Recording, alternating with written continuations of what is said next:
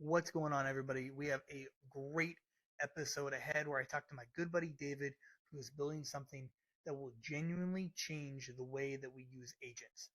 N8N, Make.com, Zapier, we won't need those anymore with what David is building. And he's starting with perfecting the prompt. And it's in use already. You can use this already, so check this out. Also, if you haven't tuned in yet, I'm talking to builders that are in progress, people that are in the grind, in the trenches, building the thing. There's so many interviews with entrepreneurs and people that have made it. I want to talk to the people that are in progress right now, that are trying to make it, that are not yet on the other side of the fence. Those are the people with the real stories that are going to tell you the real details, exactly how things are going, no holding back. When you've already made it, your perspective changes a little bit. I want to talk to the people that are in it right now. So that's what I cover here. I talk to builders in progress. We talk about the things that they're working on, the tips that they have, full transparency.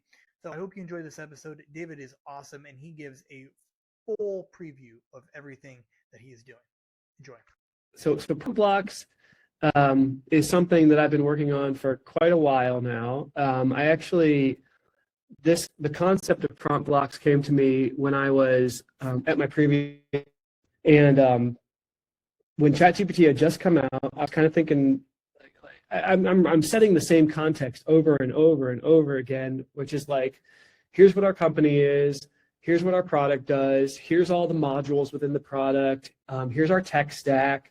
And then based on that, now I want to implement a new feature or something, because I was a dev at that company. And I kept on like in the context over and over, and I was like, this is crazy.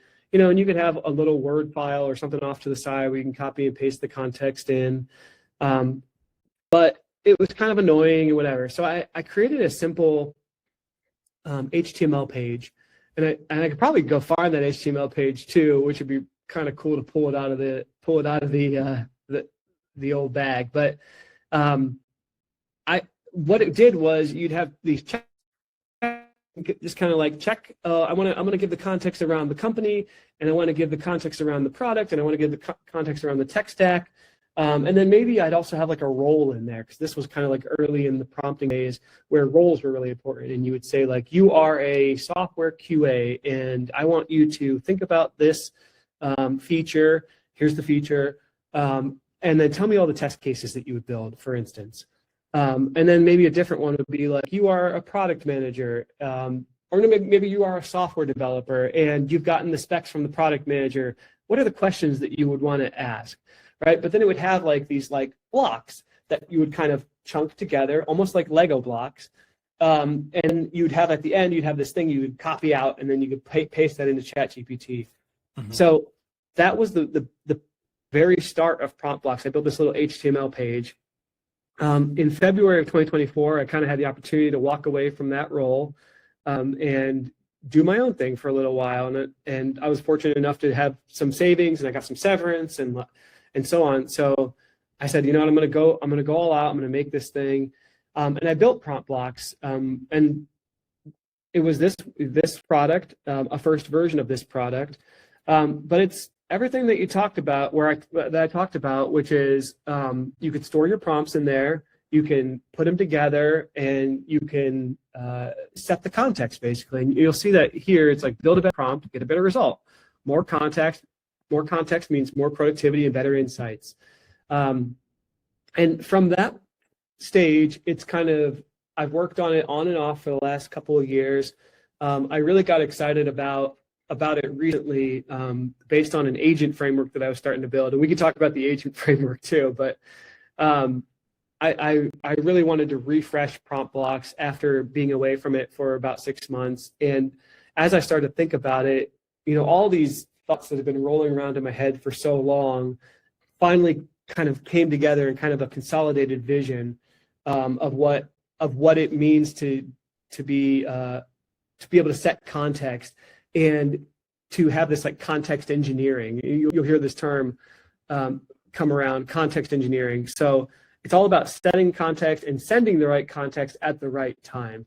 So now that I had this kind of like unified vision of what prompt blocks could be, I still have the prompt library. I still have prompts in there, and I can go through all these features, but you still got these compositions where you can kind of put a whole group, like multiple prompts together to like make a composition of some like workflow step that you want to do. And then I started to add other things on top of it. So I've got projects, I got project memory, and so on. I've got files in there and all these things. So maybe at this point, it's probably best to just show you prompt blocks. I would love that. Yes. Yeah. So I'll just log in here, Google Auth. So this is you'll recognize this type of screen here where it's just like, how can I help you? This is basic ChatGPT type stuff, and you could just say things like, hi. How's your day going, right? And then it'll go out and it'll actually like talk to the LLM. It'll come back and say, my day's going well, right? No problem. But I also have in here, like I told you, kind of like these prompts, right? So I've got this, summarize this chat, summarize in a single message each question I asked and each response you gave. So like if I come back to my chat now, so I have all these prompts in here. I've got, let me minimize that. So I've got 199 prompts in here. I've just been building them over time, right? I've got all sorts of things in here about my family, about my projects, about all sorts of things that I've got going on here. Well, these are all cool. And like, here's my background, for instance, right? Those are all cool, and I can copy them and whatever, and now I can paste them, in wherever I need them. But the beauty of prompt blocks and the magic of prompt blocks is you can use this @ symbol. So if you see down here, use @ to insert prompts. So now I could say stuff like, hi, I'm Dave.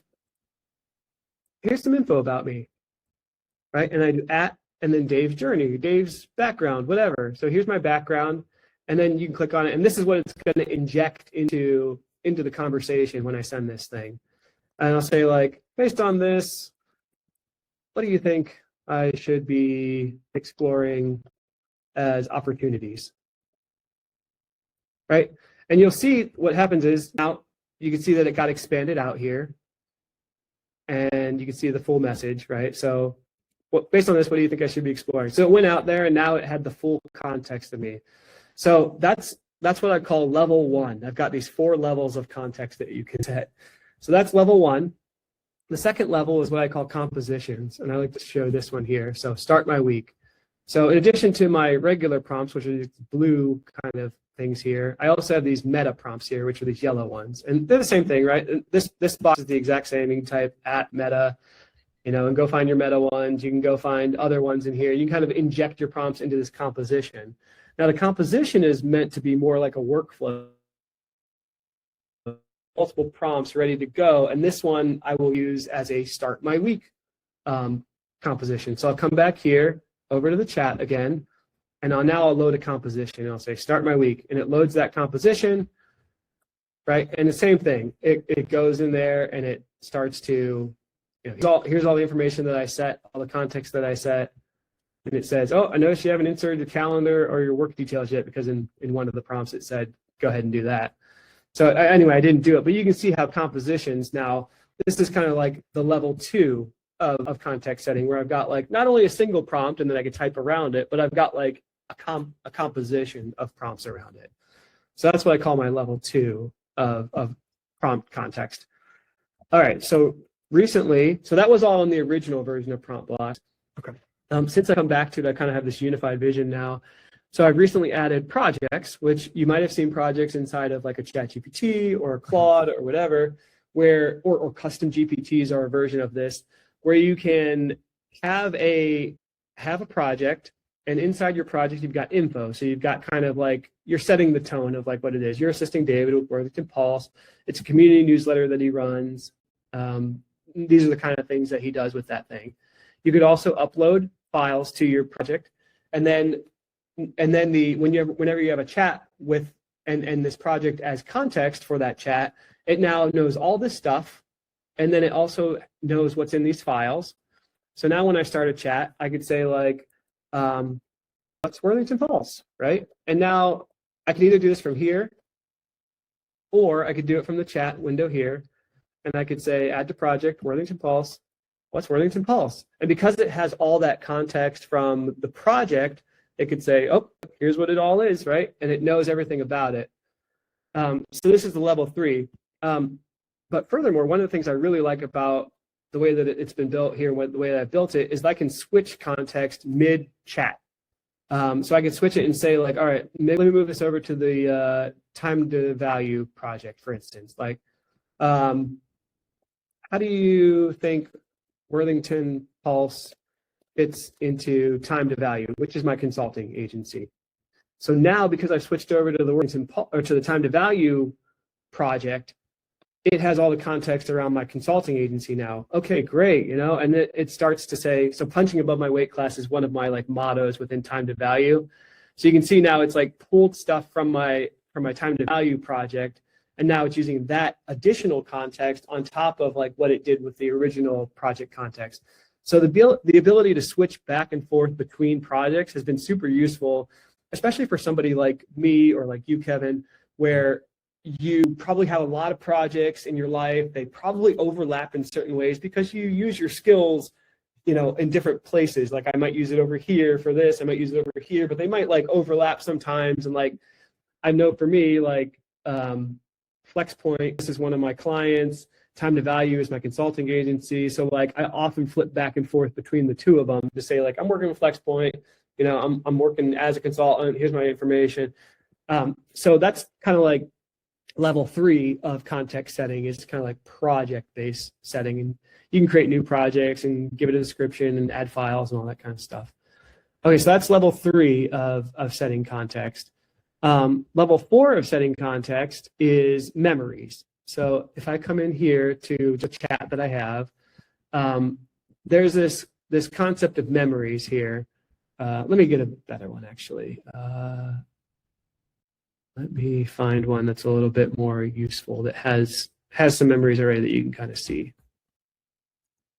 Okay, so this one is in the prompt blocks project, and memories are now, as I'm having these chats with, you know, the different projects, or just generally having a chat and like finding useful information, every so often it will recommend that I save some memories off. And ChatGPT and Claude both do kind of versions of this, a little bit different, but the basic concept is anytime it sees something that it's like, oh, I should remember that, like that's cool. It's not really specified in the project information, but like it's going to be useful going forward.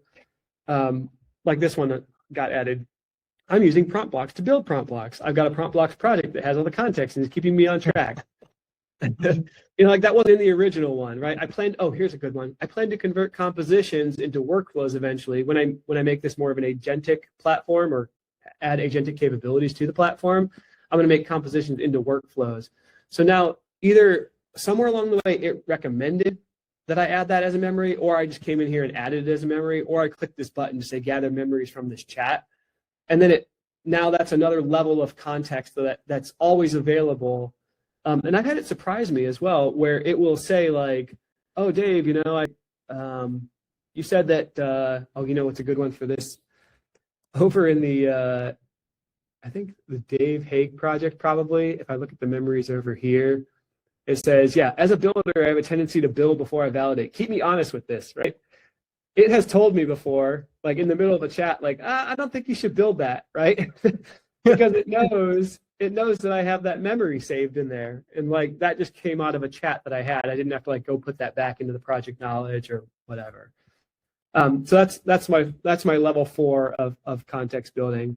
And there's a lot more features in here.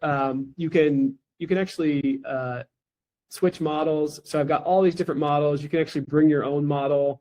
These are the ones that I provide out of the box. I have assistants, which can do things like either set the tone of who you want it to be, like I want you to be a writing partner or a research analyst or whatever, or it can be like this LinkedIn ghostwriter, where I gave it a whole bunch of examples of the way that I write for LinkedIn, and now it could be the ghostwriter for me. I can mix and match that with the models. And then the style here, I've got some built-in styles. This is the way that it responds, not just like the context of what it's trying to do. So I've got the ones that come out of the box are neutral, professional, and emoji, and then I also added pirate for funsies. And those are all available in the app settings here. You can add your own assistants. You can add your own styles. You can even add your own, bring your own key too. So that's the product demo. I am currently I have a few people using it right now, but my big push right now is to have people use it. So that's what I really need right now is people using the app. I do have it built out to be able to pay. There's a free tier where you can get 5 premium messages, which are those kind of higher level ones that you see. If I go back to here, those are kind of these pro ones here, which are the top level models that you know about and love. And then you get 200 basic messages a day, which is all these other models, the kind of like the lower level, the Flash and the 4 Mini and the Maverick and all those ones as well. So that's the free tier. I need to still work out the pricing on the paid tier. I'm currently in a phase where I am using prompt blocks as much as possible, and I have a couple people starting to use prompt blocks. I'm just kind of watching how much is being spent, and then I'll need to like configure the pricing based on that. And then finally, I'll probably have a third middle tier as well. If I come back to app settings, all the way at the bottom here, I've got a bring your own key. If you have an Open Router key, Open Routers allows you to like connect with one API key and be able to connect to all these different models. That's what I'm doing with prompt blocks. But I'm going to have a bring your own API key option as kind of a third middle tier here, where it might end up being $10 a month or something, and maybe Pro ends up being 30, or we'll have to see. But the bring your own key will kind of be like, you get platform access. I will host all of your projects and allow you to switch back and forth between them and all this stuff, but you will pay for the model costs. So I got to figure out what the pricing structure is, but that's kind of where I'm at from like I've built a version of it that I think is providing enough value for me. Now I want to bring it to other people, and I want to see what their needs are, if they're getting value out of it, and just start to get that user feedback. Man, this is awesome. Okay, so this has been 2 years in the making, pretty much, right? On and off, yeah. I mean, I'll have like spurts where I'll build it. I'll come back to it. I will. One time I rewrote the entire thing because I was like, I've come a long way as a web developer. AI's come a long way. So I've had spurts. This time was like I'm going to double down. I'm going to make this thing really professional. I'm going to actually integrate Stripe, and I'm going to go get user feedback, because I've had these kind of spurts where like I build it and then I don't really go out and talk to anybody about it. So I've made a really big push these last honestly only like 10 days. I've made a really big push these last 10 days to make it production ready in all senses of the word: security, Stripe integration, payment, all that kind of stuff, so I can start to get user feedback. What was the push for you, 11 days ago to really gear up on it? Like what's driving the pursuit of this? Is it a vision? Is it an avatar that you really want to provide value to? Like what's pushing this now more than before? I think so. I could tell you about my other agentic project. I kind of got excited about this other agent framework that I have that I've been working on, which is about having agents that you can build with natural language. And what that means is you just build a text file and you tell it what you want it to do. And then I'm going to provide a framework around that to be able to chain these text files together, including some access points to be able to like take actions or go get extra context from external systems and things like that. I started to build that framework, and the UI for that was Slack. So basically it's like an employee that's sitting next to me or a coworker that's sitting next to me in Slack, and I can reach out to them and I can, ask them to go do something, do some research on my behalf, do some whatever the task is, take this file, summarize it, that kind of stuff. But it's these workflows, right? Like it's like, I'm sure you've had this kind of workflow before, Kevin, where you're like, all right, I'm going to start with this prompt. I'm going to have it do whatever. And then I know I'm going to use this next prompt or a slightly modified version of it to do the next step in the phase. And then I'm going to go back again. And I'm going to have this third prompt. So I have a lot of these workflows right now, especially for like my Worthington Pulse newsletter that I create. Like, okay, I've got the transcript. Now I need to make some I need to get the timeline of the transcript. Like, what's the timeline? What are the major conversation points? Okay, based on those major conversation points, I need to now make sub-articles for each of the major, any topic that went over 10 minutes, right? So I kind of got this workflow, and eventually it's all the way to like, double check this for accuracy. Go out to the web and make sure this is all accurate. So I got really excited about that agentic framework, and it made me realize, like, I started to do a UI for it. I started to do a UI that was like, all right, this is all cool, but it's all like in a command line right now. I need to put a UI around it. So I started a UI, and it was going fine. And then I realized, like, wait, I already have a UI for this type of thing. And I already have something. This is what I showed you, right? I've got those compositions in there. I already have something called a composition that is basically a workflow step that I was doing with these agent files. I was like, I should integrate this into prompt blocks.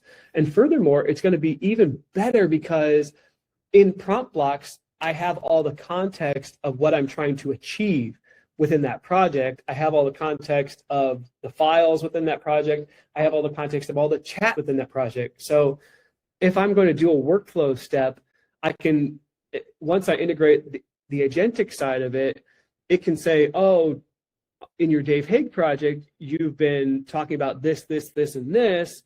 I know that's all your context. I can go out and do a much better job as an agent on your behalf. So the agentic framework almost like inspired me to get back into prompt blocks. And then once I got in here, I was like, okay, I need to like real and professional. And then like, that's the driving force. I'm driving towards the agents because ultimately I want it to be able to reach out to me. I want it to take actions on my behalf. I want it to know all of my context without me having to set up a brand new set of context or a brand new agent through code or through Lindy or through Zapier or Make or NAN. Like those are all fine, but you have to start from scratch. Every time you create a brand new agent over there, you are starting from scratch with a blank screen. I'm sure you've seen it. And then you have to connect these nodes together, and then you have to make sure that they have the right input and output JSON formats and whatever. It's super technical. So my vision is to have a non-technical agentic framework that has your context in it. And prompt blocks was kind of a natural extension of that. So I've kind of got this like vision in my mind, and I understand where prompt blocks is going, which before it was like, oh, this is great, and it's got my context or whatever, but now I've got kind of this driving, like, I know where this is going, and it's going to be awesome when I get there. Dude, yes. Okay, I love that you said that because I can't remember the name of the platform right now, but I've used an alpha version of a like a natural language agentic software. You probably know, and it even said like on the website like alpha version or whatever. It was awesome actually. Like it was really cool. There's obviously some limits, but just being able to put those nodes together by natural language, which is what we're all used to now. I mean, we're all very adept to how we're speaking with LLMs, and to the fact that we can't do that with agents yet. This is incredible. So let me ask one thing. Have you thought about this as a potential like white label play where you contact different firms or companies or whoever, and they have their own prompt block login where everything is saved, and it's like their own database where it's almost like a hiring process. You know, they can move people in and out because it's all right here, you know? Yeah, almost like an organizational platform where it's like it's got all of our organization's context. Yeah, that is. So I think at one point, one of the times that I got a little overwhelmed with the scope of the project, I started to take on that sharing aspect where it's like, hey, you've got these prompts, you've got these projects or whatever, and now you want to share them with your coworker. Because like in my very first example I gave there, I was at a company, and then I worked within a department within that company, and then that department has different roles within that department, and then like you have people, maybe multiple people of each type of role, right? So every step along that line of chain of command there, you can then like share. So that was one of my original visions too, is that I can share the company-wide context, I can share the departmental-wide context, I could share the role-based context, and it just became this huge, like, I'm going to need a whole engineering team to build this kind of like massive thing. And then when you start to go down that path, also now you're targeting enterprise users where they have a much higher bar to reach over, to get over, than somebody like you or I, where we're like, I'm an individual consultant, I'm solo, I need this thing to work. I don't need it to have like SOC 2 compliance and all this, extra layers of obviously it needs to be secure, but like, corporations and enterprises have a much higher bar. So as I started to go down that path, I realized that like either I'm going to need to raise funds to get a team to do this, or I'm going to have to let go of that vision and have it be more of a solo consultant, individual business owner, personal type product than one of those. There is a tool out there that I really like called Joomla.ai, and it is that enterprise version. It's very similar to Prompt Blocks, but it's an enterprise version. They have the SOC 2 compliance. They've got the sharing capabilities and all that, but they're also a fully funded startup. So I've had people ask me like, well, why are you building this then? It's like my niche is different, right? Like my niche is the individual, the solo. I think anyway, I'm gonna need to get feedback from users still, but that's kind of where I'm targeting. Yeah, and like there's enough room for multiple players. It's the law of abundance, and I think it's really easy to go, oh well, they already did it. It's like great, like they did it, and they validated it. They validated it exactly. The one that I always say is nobody bats an eye when somebody opens the 5th, 6th, 7th, 8th, 9th, 10th Italian restaurant in a city, right? They're like, cool, another option, right? Like that's good for everybody. Oh, it's so funny that you said that. I was thinking that the same thing the other day because a new pizza place opened, and I'm like so stoked that a new pizza place opened. But yeah, we have, I don't know, 15 different pizza places within a 5-mile radius. Yeah. And there's a new one though, and I'm like, yes, I got to try that new pizza place. Exactly. And it might be a little bit different, right? They have a slightly different cheese blend, or they got a slightly sweeter sauce or a slightly spicier sauce, or whatever it is that fits what you need, that you like for that day, then you're going to go for them. And that's how I feel about Prompt Blocks too. Like I have this idea behind this vision, behind adding these kind of natural language agentic workflows in there, and like that's something that those players don't offer, and maybe they will one day, but like I can offer it to somebody right now, and I want to make sure that I'm meeting business owners and small consultants and individual people where they're at, which is like they're not technical, they're not going to do the node based thing, they're just going to write a file, and then that file is going to go. So it may be a little more simple, like straightforward, like this step goes to that step goes to that step. It may not have all the branching paths and all the different crazy things that N8N has, but for the people who don't need all that stuff or don't have the capability to be as technical to build an N8N or a Python script to do an agentic framework, it might be the perfect thing for them. I think there's a big area of value still in that space without having to have all the bells and whistles that an N8N or a Zapier has. I agree. Bro, this is super cool. Like I'm so glad selfishly that I just got to jam with you and get the tutorial. And I want to use it and test it out as well. Where can people sign up and use it as well for all of the viewers out there watching this? Yeah, you can go to promptblocks.app and that's it. It's right there in the URL, promptblocks.app. When you log in, it'll take you to build.promptblocks.app. There's a free tier. I'd love to get feedback. I'm just looking to get some validation right now, to get some feedback of what people like, what they don't like. And then that's the whole name of the game, right? Is just getting your name out there, getting people using it, and you can start to get some feedback and meet them where they're at and fill their need. I forgot to mention, one of my major tenets of prompt blocks is you own the context. You own the context, and you can take the context with you. I didn't get to show this in the demo, but you can export the entire project, which exports your project info. It exports your files and all the descriptions of those files. It exports all your memories. And I actually have a go-to-market campaign idea. You can actually download all of your, if you go into ChatGPT and you go to settings and you say, download all my data, it sends you like a link. And you download this enormous folder. And it's got this I've done that before. JSON file in there, and it's horrible. You can't work with it at all.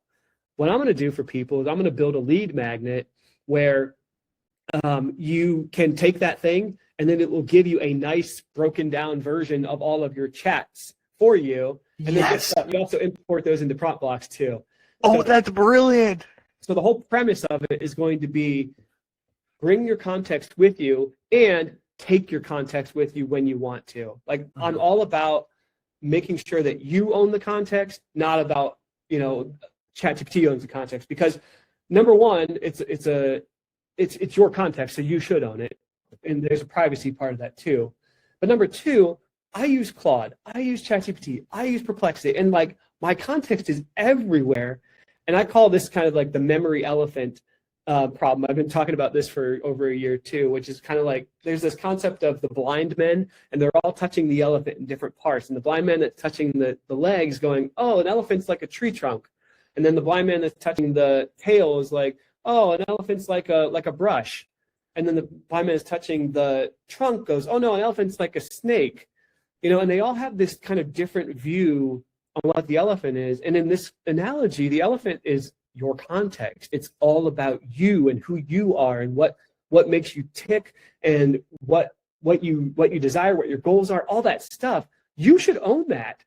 But it's all kind of fragmented right now. So my grand vision, again, like this is on the vision of where I want to go with this thing, is that you can bring your context from all these different places, bring them into prompt blocks, and then at any time you can take them with you. I am providing you export to take these with you as markdown files, not as some big dumb JSON that ChatGPT is giving you, whatever. You take it with you however you want to deal with it, however you want to take it with you and move it wherever you want. Dude, that was gold. Yes, I'm sure you've said it before, but I didn't log it in. That analogy with the elephant, that was awesome. I'm gonna use that. That was absolutely brilliant. It's so true. It's so true. Yeah. I'm passionate about that, about you owning your own context and being able to take it with you when you want. So that's a big part of the prompt blocks platform too.